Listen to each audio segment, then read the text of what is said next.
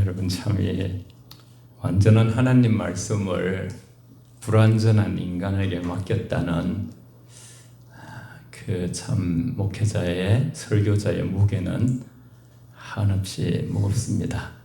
제가 늘 이 성경책에 요래 꼭 꽂아놓고 설교하기 전에 요 밑에서 이걸 항상 이렇게 설교 전에 읽고 또 올라와서 이렇게 설교를 하는데도 너무 부족합니다. 읽어볼게요. 목회자가 설교를 가볍게 생각하는 것은 큰 죄악이다. 빅신이라고 써놨어요. 유능한 설교자는 그가 메시지를 전하기까지 설교하고자 하는 마음이 그 속에서 방망이질해야 한다. 그 메시지가 그를 부추기고 그로 하여금 설교하고 싶게 하고 심지어는 그 설교자의 마음으로부터 설교가 터져 나와야 하는 것이다. 유능한 설교자는 설교하려는 열망이 너무나 커서 하나님이 주신 메시지를 전하는 시간까지 기다리기가 어렵다는 것을 깨닫게 될 것이다. 조지 휘필드는 성도들에게 열정을 가지고 설교했다. 그는 한 친구에게 이러한 글을 써보냈다. 설교할 때마다 그것이 당신에게 부여된 마지막 기회인 것처럼 생각하고 설교하십시오. 가능한 한 눈물을 글썽이며 말하시오. 그리고 그들로 하여금 보라, 하나님께서 어떻게 우리를 사랑하였는지라고 부르짖게 하십시오.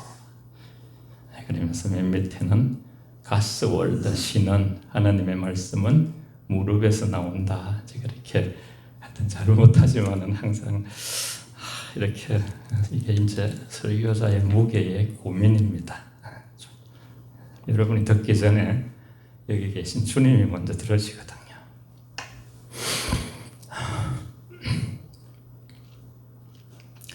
오늘 본문은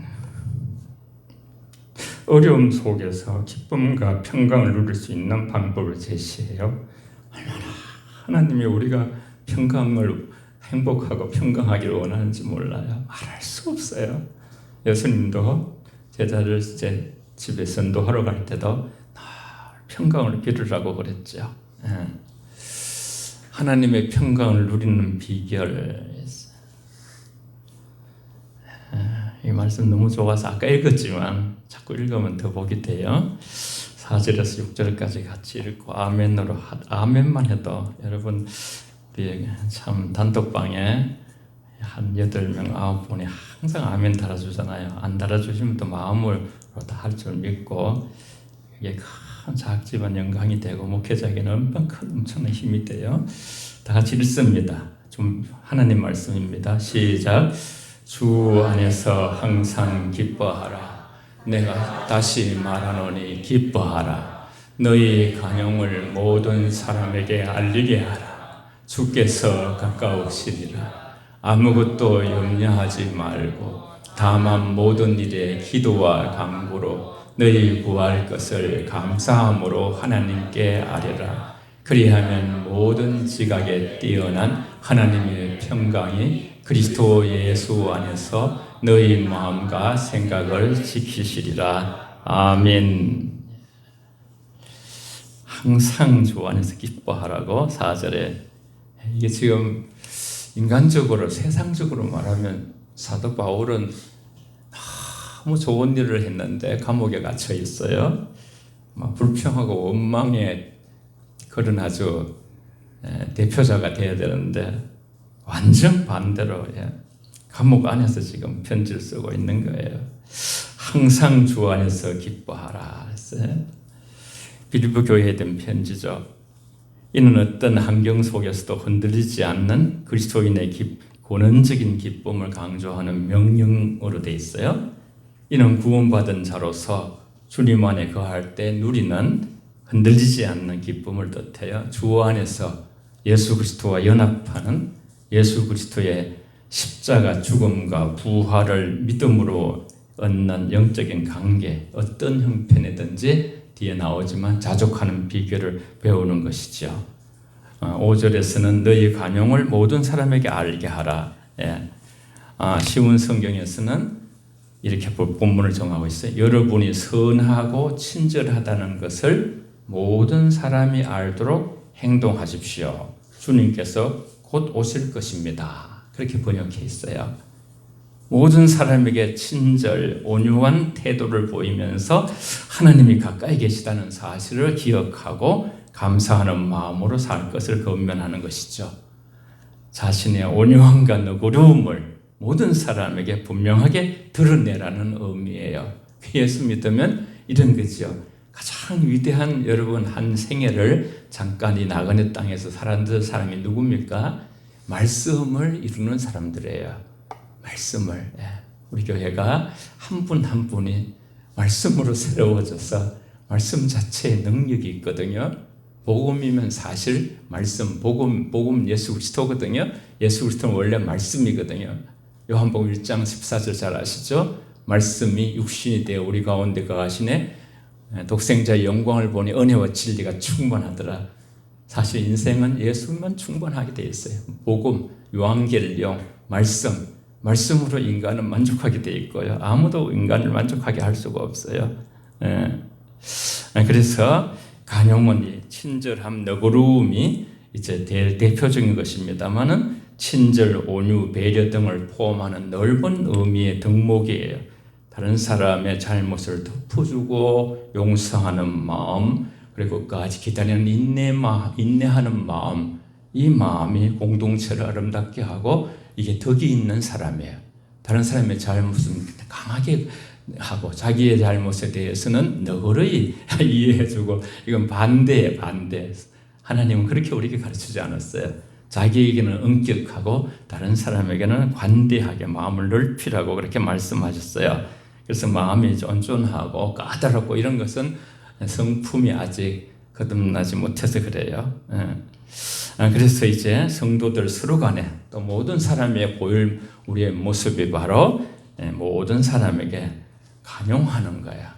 그래서 이 수용성, 품는 마음이 커야 지도자가 뭐 어떤 일이 있으면 다 이렇게 원수 삼고 이러면요, 진짜. 그리고 또 뭐 자기 좋아하는 사람은 좋아하고 이러면 안 되는 거예요. 예수님이 그렇게 하지 않으셨어요.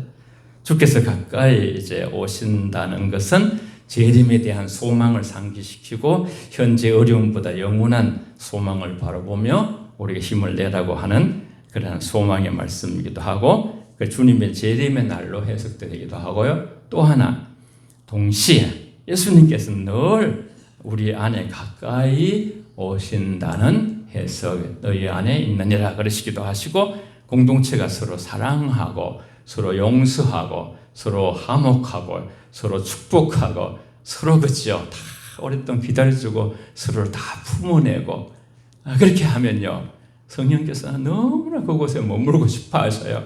하나님이 더 우리가 기도할 때 더 이렇게 우리를 중심을 만져주시고 그러시는 거예요. 우리 안에 가까이 계신 예수님을 동행하며 살아갈 때에 나에게 잘못을 저지른 사람들을 용서하는 관용을 베풀지 않으면 즉시 우리 마음의 기쁨이 사라져요. 이 영적 원리인데, TV나 마찬가지인데 여러분이 나에게 잘못한 사람을 용서 안 하면요, 내가 힘들어요. 내가 어려워요. 내가 잠이 잘 안 와요. 그런데 용서하고 나면요, 완전히 그냥 다른 상황으로 우리가 넘어갈 수가 있어요. 기쁨도 새로워질 수 있어요. 그래서 우리는 그럴 때 십자가로 돌아가야 돼요. 나 같은 죄인을 1만 달란트의 빚을 탕감해 주신 주님을 바라보면서, 그래야 주님께서 기쁨이 다시 우리에게 회복시켜 주시고 그만큼 우리 가까이 함께 동행하고 계시는 거예요. 원래 에덴 동산이란, 에덴 뜻은 기쁨의 동산이라는 뜻이에요. 하나님의 나라는 기쁨의 세계예요. 그래서 성령의 열매 중에 희락이라는 열매가 있어요. 우리 로마서 14장 17절 말씀에 하나님의 나라는 먹고 마시는 것이 아니라 성령 안에서 의와 희락과 평강이라 그랬어요. 하나님의 의가 가득하고 옳은 삶을 사람들이 살려고 애쓰고, 하나님의 희락, 하나님 주시는 기쁨, 세상 기쁜 일이 생겨 기쁜 게 아니에요. 감사할 일이 생겨 감사한 게 아니에요. 그 이상의 세계를 말하는 거예요. 그리고 평강, 피스, 그죠? 어떤 상황 속에서도 평화로운. 저는 그걸 이제 그런 비유로 한번 해봤어요. 그렇게 나이가라 폭포가 막 엄청나게 이렇게 내리꽂잖아요. 거기에 다 가지에 앉아가지고 새가 노래하고 그죠. 전혀 밑에 어떤 그런 풍파 그런 것들 그죠. 파도 이런 것에 대해서 영향을 받지 않는 그런 어떤 평강. 아무것도 염려하지 말고 기도하라. 그렇게 6절에 말씀되어 있죠. 아무것도 염려하지 말고 기도하라. 그래서 성도는 염려에 붙들지 말라는 거예요. 기도로 바꾸라는 거예요. 현실적인 어려움이 염려로 이제 우리가 피하지 말고 하나님께 내려놓고 그냥 정면으로 나가라는 거예요. 따라해 봅시다. 염려를 기도로 바꾸자. 시작. 네, 아멘. 염려는 하나님에 대한 불신으로 비롯되고 염려, 근심 대신 기도와 간구로 모든 문제를 하나님께 맡기라고 권면하고 있죠. 기도와 간구는 하나님께서 선하게 이루실 것을 믿는 감사함으로 드려야 한다는 것이죠. 이게 다 가만히 보세요, 여러분. 저와 여러분들의 어떤 얼마나 그죠 행복과 그죠 삶의 평안을 이 말씀 안에 다 있어요. 우리 잘 아시는 여러분, 저와 여러분들의 요한복음 14장 1절에 보면 하나님과 보내신 예수님과 보내신 하나님을 이렇게 우리가 근심하지 말라 그렇게 시작을 하죠. 근심하지 말라. 하나님과 예수 그리스도를 믿음으로 그죠 우리가 근심을 물리칠 수 있는 한 줄에 그게 돼 있어요. 근심과 염려라는 것이 믿음의 문제라는 것이죠. 이미 응답된 것에 대한 감사를 넘어서 앞으로 이루실 일에 대한 믿음의 표현이라는 것이 염려하지 말라 그랬어요. 감사하면서 기도하라 그랬어요. 상황이 좋지 않아도 이미 베푸신 은혜에 감사하며 기도하라. 이게 포인트가 저희들은 신학교 다닐 때 감사 거기에 딱 방점을 찍더라고요. 그 내용이에요. 4장 6절의 내용이에요. 감사는 이미 받은 응답을 확신하고 모든 것을 하나님께 맡긴다는 강력한 믿음의 표현이고 기도와 간구, 감사, 기도와 간구, 감사, 기도 보편적인 기도들을 하는 거죠. 간구 특별히 그죠. 이거 빨리 이제 지금 하나님 앞에 도움을 구해야 되는 아주 간절히 구하는 조금 더 이렇게 감사를 더하는 것이 하나님이 일하시는 것을 신뢰하는 표현이에요. 저와 여러분 마찬가지 서로 믿어줄 때 가장 힘이 난 거예요. 자녀들도 좀 부족해도요. 잘 될 거야. 믿어주면요. 믿어주면 잘하게 돼 있어요. 사람은 사랑하고 믿어주면 잘하게 돼 있어요. 그래서 하나님을 믿어드리면 하나님이 제일 좋아하시고 가만히 있질 않아요. 하나님은요 믿어드리면 믿은 만큼 우리가 축복을 받게 되죠. 결과로 하나님의 평강이 마음과 생각을 지켜주신다. 7절에 그렇게 말씀해놨죠. 그리하면 모든 지각에 뛰어난 하나님의 평강이 그리스도 예수 안에서 in Jesus Christ 엔토 그리스도 하나님 예수 안에서 놀라운 평강이 오직 거지요. 앞선 기쁨과 간용과 기도에 순종할 때 주어지는 결과로서 놀라운 평강이 그리스도 예수 안에서 놀랍게 특별한 은혜로 우리에게 주어진다. 그래서 하나님 예수님, 성령님 다 성령님이 고용해서 사도 바울을 다 이렇게 고용했잖아요. 한 번도 거짓말 하실 수도 없고 거짓말 못 하셔요. 그냥 써놓은 대로 그냥 하나님은 이행하시는 거예요. 예수 그리스도를 믿는 사람에게 주어진 하나님의 선물이며 이를 통해 영혼의 평안함과 만족을 얻게 되고 모든 지각에 뛰어난 평강, 이건 인간의 이해를 초월하는 평안. 이 평강은 세상이 주는 평안과 다르다는 거예요. 이 평강은 인간적인 이해를 뛰어넘어서 아무도 어려운 상황 속에서도 아무리 흔들리지 않고 견고하게 마음을 유지해 준다는 뜻을 내포하고 있어요. 세상의 다른 평안, 상황이 연결되어져서 해결돼서 오는 평안이 아니라 문제 한복판에서 한가운데서 파도치고 태풍이 있는 인생 가운데서 초자연적인 평안을 경험하게 된다는 말씀이에요. 실제 다윗과 바울이 수많은 신실한 그리스도인들이 경험한 것이죠. 기쁨이 없는데 기쁜 거예요. 기쁨이 없는데 감사할 게 하나도 없는데 나빠지고 점점 상황이 나빠지고 모든 소득도 줄고 모든 것이 어려워지고 가정에는 어려움이 있고 그런데 범사에 감사가 일어나는 거예요. 성령 안에서 의와 희락과 평강이 있고 영혼 깊은 속에서 시와 찬미와 신령한 노래가 솟아나는 거예요. 샘솟는 기쁨이 자기가 힘으로 할 수 없는 어떤 것. 이것을 다 경험했죠. 사도 바울도. 하나님께 모든 것을 맡기고 감사함으로 기도할 때 하나님께서 친히 우리 마음과 생각을 지켜주신다는 위로의 놀라운 축복의 약속이고 그 약속은 항상 살아있어요. 유효한 거예요. 마음과 생각을 지켜주심으로써 부정적인 생각, 염려, 불안 등이 우리 내면의 혼란을 만들어주는 것을 막아주시고 하나님의 평강이 우리 마음과 생각을 지키는 것은 그리스도 예수 안에 항상 그리스도 안에 거하라 그랬죠. 자족하는 삶의 영적 비결이 나오죠. 좀 깁니다만요. 끝으로 형제들아 무엇이든지 참되며 무엇이든지 경건하며 무엇이든지 옳으며 무엇이든지 정결하며 무엇이든지 사랑받을 만하며 무엇이든지 칭찬받을 만하며 무슨 덕이 있든지 무슨 기림이 있든지 이것들을 생각하라. 생각하면 바라보게 돼 있어요. 원래 think라는 생각과 신이라는 단어 이게 다 같은 어원에서 나왔어요. 같은 어원에서. 예수를 생각하면 예수가 바라보이고 예수를 바라보면 예수님이 생각하는 거예요.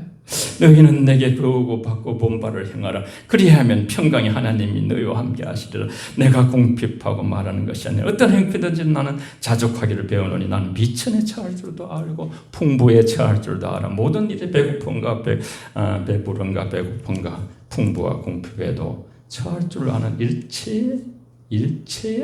일체의 비결을 배웠노라 그랬어요.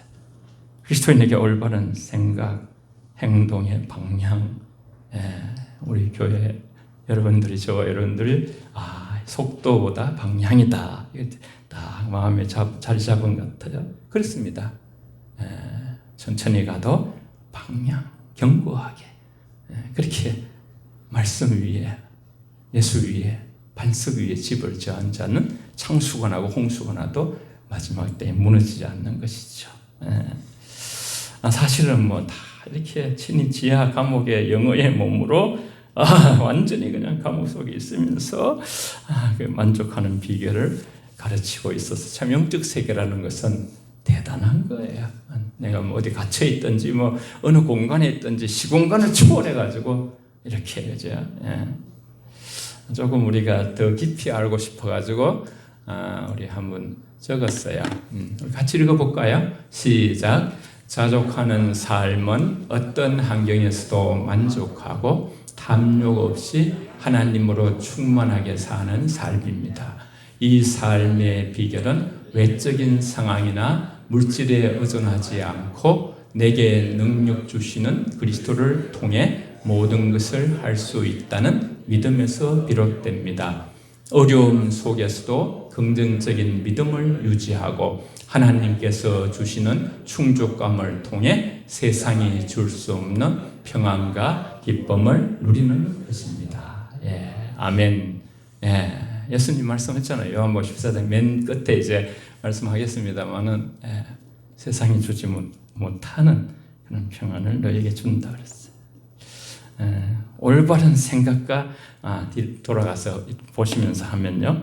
올바른 생각과 실천 8절 9절에서 그렇게 다 말씀드리면 이게 그런 뜻이에요. 이것들을 생각하라. 또 이것들을 행하라. 이 두 가지예요. 생각하라, 행하라. 이 구절은 그리스도 안에서 올바른 생각과 행동을 기준으로 제시하면서 바울은 성도들에게 부정적이고 세속적인 생각에서 벗어나서 진리와 거룩하고 긍정적인 가치 있는 것들을 생각하라고 강조하고 있고 참되고 진실하고 거짓이 없는 것, 경건하고 하나님께서 그분께 드리게 예배 드리는 게 그렇게 되죠. 정결하고 순수한 것, 사랑스럽고 칭찬할 만한 것들을 정결한 그런 것들을 생각하라. 배우고 받고 듣고 본 바를 또 행하라. 야고보 사도가 뭐라 해서 2장에 보면 행함이 없는 믿음은 죽은 믿음이다. 하여튼 저 여러분들이 한 사람이 얼마나 중요한지 몰라요. 한 사람의 진실한 그리스도인이 있었으면 예루살렘이 멸망하지 않고 바벨론 70년 포로가 되지 않았어요. 하나님이 그렇게 말씀하셨어요. 한 사람을 찾아보라. 한 사람이 없습니다. 의인은 없나니 한 명도 없다 그랬어요. 한 사람이 나라를 살리고 교회를 살리고 국가를 살리고 세계를 살리는 게 한 사람이 진실한 그리스도인이도 하나님이 멸망시키지 않는 거예요. 그래서 실천하는 믿음, 생각에 그치지 않고 실천으로 삶으로 배우고 받고 듣고 본 바를 행동으로 옮기는 믿음, 평강의 약속이죠. 배운 것을, 받은 것을, 들은 것을, 본 것을 행하면 평강에 하나님이 함께 하실 것이라고 말씀하시면서 자족하는 비결을 깨닫는 바울이 10절에서 12절까지, 원체 복잡하게 성경이 있어서 여러분이 10절은 좀 제가 길어서 뺐는데요.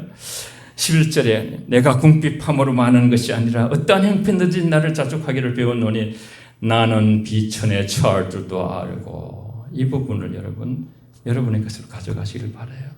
풍부에 처할 줄도 알아. 모든 일, 그죠? 곧 배부름과 배고픔과 풍부와 궁핍에 처할 줄 아는 일체의 비결을 배웠노라. 내게 능력 준 자 안에서 모든 것을 할 수 있다 그랬죠.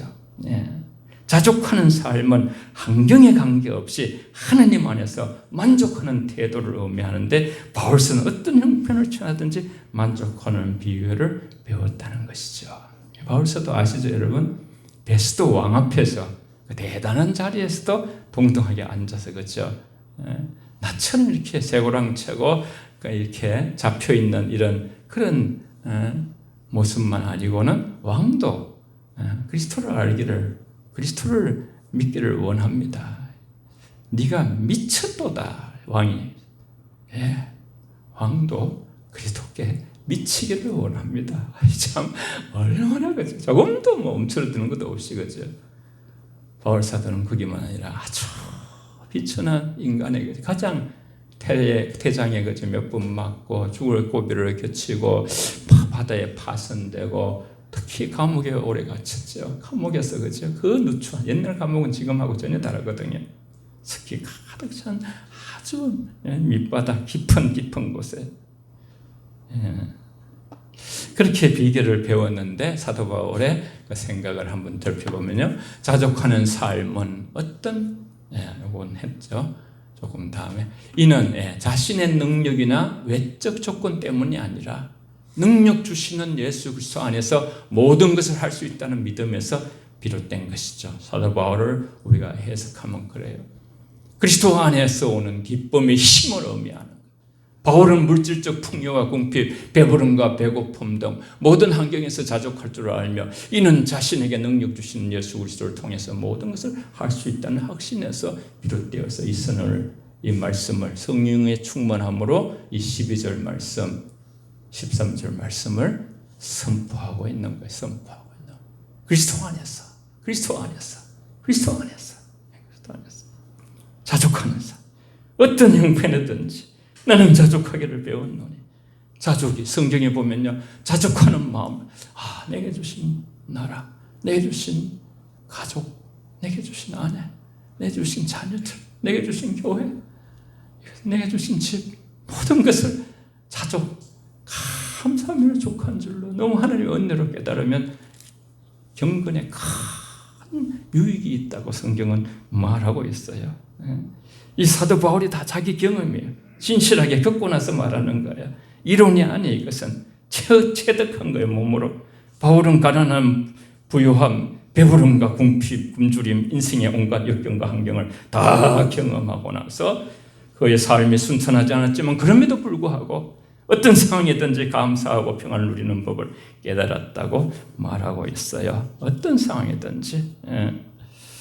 정말 멋진 인생이다. 결혼도 하지 않고 살았지만은 사도 바울은 정말 천국의 삼층전도 보고요, 영의 깊은 세계로 예수님의 그 복음을 우리에게 이렇게 믿을 수 있도록 안내하는 놀라운 축복. 우린 천국 가면 그를 만날 수 있겠죠.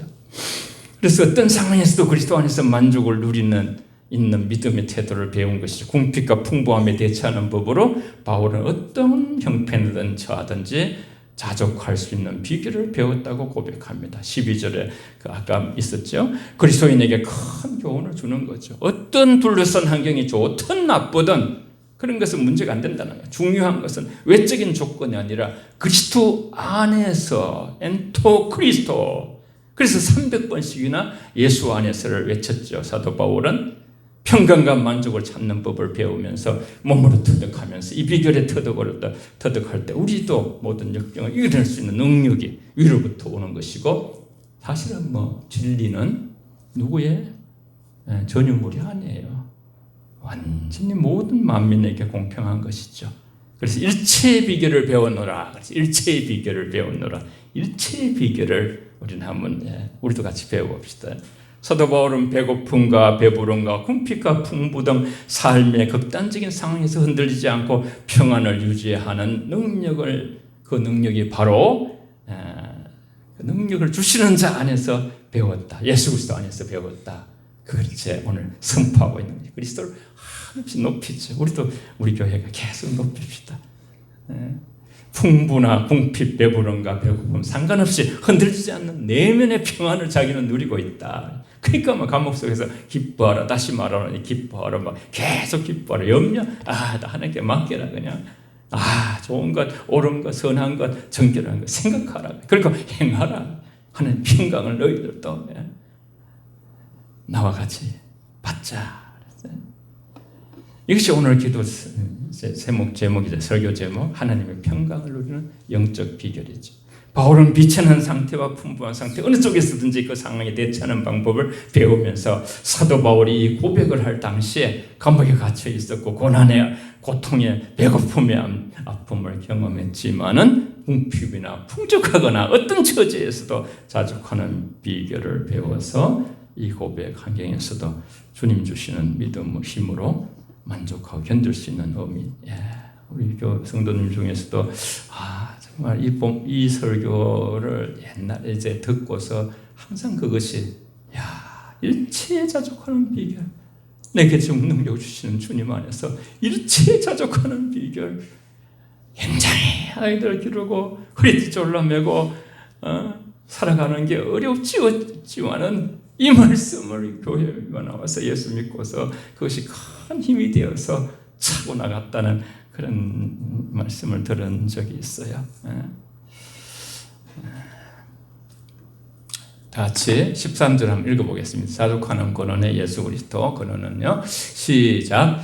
내게 능력 주시는 자 안에서 내가 모든 것을 할 수 있느니라. 아멘. 무슨 이적과 기사 이런 데다가 이 말씀을 들어야 되는데, 그런 사도 바울이 원래 했던 말씀 그런 뜻이 아니에요. 어떤 어려움과 어떤 상황에서도 예수를 부인하지 않고 하나님 주시는 감사와 기쁨. 그래서 항상 기뻐하고 쉬지 않고 기도하고 범사에 감사하라. 이는 그리스도 예수 안에서 너희를 향하신 뜻, 하나님의 뜻이니라. 내가 그렇게 뜻 안에서 살고 있고, 여러분 나는 지금 처지로 본다면 여러분이 훨씬 좋은데 나는 이런 건 밑바닥에서 고통 속에서도 이런 어떤 놀라운 하나님의 영적 세계를 누리고 있고 경험하고 있는데 여러분은 훨씬 더 나보다 누릴 수가 있다. 그런 의도로 말씀하시는 거예요. 그럼 제가 한번 읽어볼게요. 고린도후서 11장 23절부터 내가 수고를 넘치도록 하고 옥에 갇히기도 더 많이 하고 매도 수없이 맞고 여러 번 죽을 뻔하였으니 유대인들에게 40에 하나 감한 매를 5번이나 맞았으며 3번 태장을 맞고 1번 돌에 맞고 3번 파산하는데 일주일을 기품에서 지냈으며 여러 번 여행의 강의 위험과 강도의 위험과 동족의 위험과 이방인의 위험과 시내의 위험과 강야의 위험과 바다의 위험과 거짓 형제 중의 위험을 당하고 또 수고하며 애쓰고 여러 번 자지 못하고 줄이고 목마르고 여러 번 굶고 헐벗었노라. 사도 바울이 자기 생을 있는 그대로 말씀하시는. 자족하는 비결은 내게 능력 주신 자 안에서입니다. 이것은 스스로 만족하는 것이 아니라 예수 그리스도를 통해 주어지는 능력으로 어떠한 형편이든지 능히 살아갈 수 있는 믿음과 확신을 성령이 주는 확신이 있어야 돼요. 그래서 저도 이제 확신이 없으면 목회에서도 설교 못하는 거예요. 외적인 환경이 아닌 내면의 자원인 하나님과의 관계 안에서 만족을 누리는 것이 자족의 핵심인데 내게 능력 주신 자 안에서 내가 모든 것을 할 수 있느니라. 하나님의 능력을 아직 우리가 정말 간절히 붙들고 있는가, 이런 숙제가 남아있죠. 전에 말씀했죠, 그죠? 애가 이렇게 돌을 옮기려고 했었는데 너는 아직도, 아버지가 옆에서 가지고 징글에 막 웃으면서 너는 아직도 한 가지 힘을 쓰지 않았다. 아빠 도와줘. 그 말을 안 했다. 그게 기도죠, 기도. 우리가 하나님께, 그죠? 뭐 지렛대를 가지고 큰 바위돌 같은 걸 확 굴리니까 죽 돌아가는 거예요. 아이가 막, 야, 아빠 최고. 이렇게 아빠 최고. 삶의 어떠한 상황 속에서도 오직 예수 그리스도를 통해 모든 것을 감당할 수 있다는 신앙의 고백을 뜻하는 것이죠. 그리스도께서 주시는 능력 안에서 모든 시련을 이겨낼 수 있는, 다 이제 십자가 없는 사람도 없고 시련이 없는 사람도 없어요. 문제가 없는 집안도 없고요. 완전하게 다 준 집안은 없어요. 환경을 초월하는 믿음으로 바울은 복음을 전파하며 채찍에 맞고 굶주리고 헐벗고 수많은 고난을 겪고, 그럼에도 불구하고 그는 외적인 상황에 굴복하지 않고 믿음을 통해 내적인 평안을 유지할 수 있는 것을 보여주는 것이죠. 우리 다 같이 읽을까요? 시작. 나를 능하게 하신 그리스도 예수 우리 주께 내가 감사함은 나를 충성되이 여겨 내게 직분을 맡기심이니 아멘. 다 우리 장로님들, 부족한 종도 다 여러분, 그치? 안수 집사님들, 권사님들, 집사님들 다 하나님께서 충성되이 여겨서 능력을 능하게 하시는 주께서 주신 것이죠. 우리가 오늘 4절 7절에서 염려를 극복하고 하나님께 의뢰하는 신앙의 훈련을 촉구하면서 우리 일상생활 속에서 온유한 태도를 유지하라 그랬어요. 간용의 태도를 유지하라 그랬어요. 우리 삶의 매 순간에 하나님이 동행하고 계신다는 것을 잊지 말라는 것이에요. 그래서 어떤 분은요, 집안에 그냥 빈 의자 하나를 항상 이렇게 거실에 이렇게 남겨두고 있어요. 주님이 앉아 계시, 자꾸 그걸 잊어버리고 생각을 안 하니까. 어떤 분은 늘 다닐 때 주먹을 쥐고 다녀요. 주님이 내 손을 붙잡고 있다. 이렇게. 아니지 모르려고. 항상 동행하시니까. 또한 염려할 때마다 기도를 통해 하나님께 나아가고 감사함으로 하나님께 아뢰는 그러한 삶의 태도를 가질 때 우리는 정말 이 깊은 영적인 세계로 진입해 들어갈 수 있다는 것이죠. 주 안에서 4절에서도 7절에도 그리스도 예수 안에서 13절에도 내게 능력 주는 자 안에서 계속 바울 사도는요 300번이나 In Jesus Christ, 예수 안에 능력이 있고, 예수 안에 진리가 있고, 예수 안에 자유가 있고, 예수 안에 구원이 있고, 예수 안에 행복이 있고, 예수 안에 평안이 있고, 예수 안에 승리가 있다고. 그게 참된 축복이 있다고. 진리라고 그렇게 선포하고 그 안에서 살았어요. 그래서 우리도 늘 바울이 할 수 있는 선언한 영적 비결대로 예수 안에 거하는 것이 예수와 연합하는 것이죠. 요한복음 15장 5절 시작. 나는 포도나무요 너희는 가지라. 그가 내 안에 내가 그 안에 거하면 사람이 열매를 많이 맺나니 나를 떠나서는 너희가 아무것도 할 수 없느니라. 아멘. 우리는 예수 그리스도를 붙들어야 합니다. 찬송가 370장에 주 안에 있는 나에게 딴 것이 미쓰랴. 십자가 밑에 나아가 내 짐을 풀었네. 우린 다 짐이 있어요. 주님 앞에 푸십시오. 오늘도 다 풀고 가십시오. 여러분 어제가 편하잖아요. 그리고 또 이렇게 20년이 넘었는데도 가족이 헤어지질 않아서 고치질 한 번도 수리를 받지 않았어요. 예수님이나 생각하시고 여러분 자기를 다 그냥 어제 완전히 이렇게 다 맡기면 얼마나 몸도 편한지 몰라요. 마음도 편하고. 전날의 한숨 변하여 내 노래 되었네. 두려움이 변해서 기도가 되고, 주님 찬송하면서 할렐루야 할렐루야 내 길이 보내 흠에도 나 주님은 따라가리지. 기도도 예수 안에서, 기쁨도 예수 안에서, 간용도 예수 안에서, 예수 안에서 염려와 모든 것을 해결하고, 그러면 하나님 평강이 우리 생각을 지켜줘. 생각이 어떠함이, 자문서에 봤잖아요. 생각이 어떠함이 우리 인간이에요. 생각이 좋은 사람이면 있으면 좋은 교회가 되는 것이고 좋은 나라가 되는 것이에요. 우리 생각이 마음에서 오는 것이죠. 예수 그리스도 안에서 하나님과 평화를 누리고 하나님을 향한 뜻이죠. 예수님의 십자가 희생으로 제사함을 받고 하나님과 관계가 회복될 때 비로소 참된 평강을 얻을 수 있는 것이 세상이 줄 수 없는 평안이라 했죠. 마지막에 그 본문을 읽어볼게요. 다 같이 우리 이사야 26장 3절 시작. 주께서 심지가 견고한 자를 평강하고 평강하도록 지키시리니 이는 그가 주를 신뢰함이니이다. 아멘.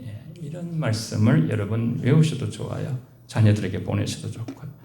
그리스도 중심의 삶 모든 상황 속에서 흔들리지 않는 평안과 자족은 우리 안에 능력을 주시는 예수 그리스도 안에서 온전히 의지할 때 가능한 자족하는 삶의 비결은 우리 힘이 아닌 우리에게 능력 주시는 그리스도에 온전히 의지하고 신뢰하는 것이죠. 그래서 우리 자신이요 약한 것을 인정할 때 하나님의 능력을 의지하게 돼요.